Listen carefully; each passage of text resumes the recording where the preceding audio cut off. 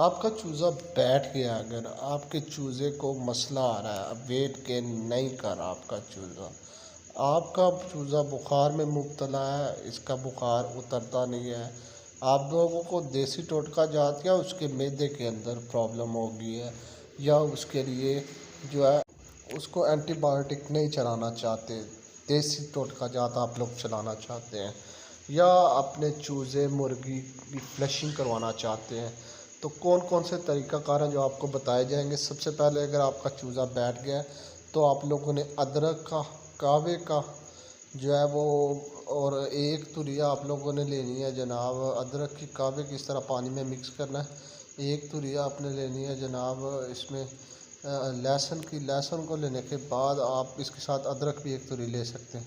इसको आपने अच्छी तरह इस तरह से कूट लेना है।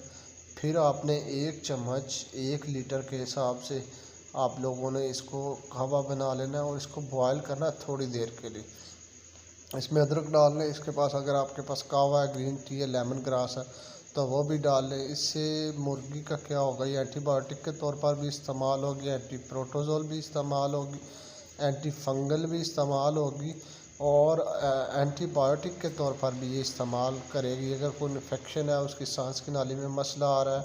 ठीक है।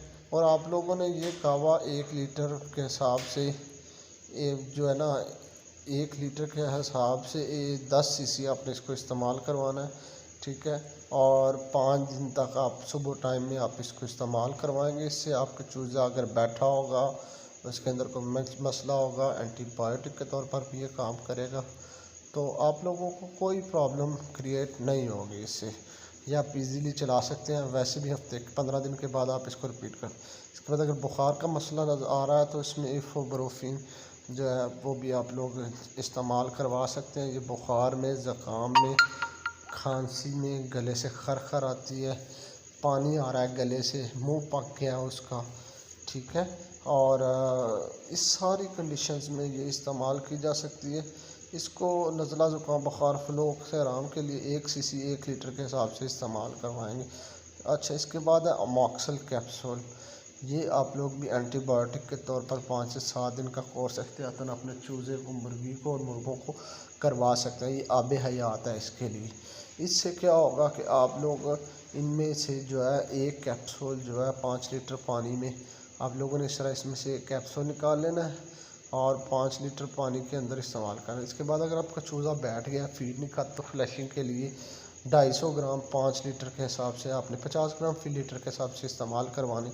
अगर फ्लशिंग में आप लोग सिरका भी इस्तेमाल कर लें तो 12 सीसी, अकेला सिरका भी कर सकते हैं लेकिन चीनी के साथ करें तो इससे ज़्यादा अच्छे रिज़ल्ट आते हैं। ये 12 सीसी फी लीटर के हिसाब से इस्तेमाल करना है। इसके बाद आप लोगों ने विटामिन के तौर पर साइमोस्ट्रेस आप लोग इस्तेमाल करवा सकते हैं। साइमोस्ट्रेस जो है एहतियात और इलाज दोनों के साथ, ये 1 ग्राम 1 लीटर के हिसाब से आप लोगों ने इस्तेमाल करवाना है। इसको एहतियातन भी आप इस्तेमाल करवा सकते हैं।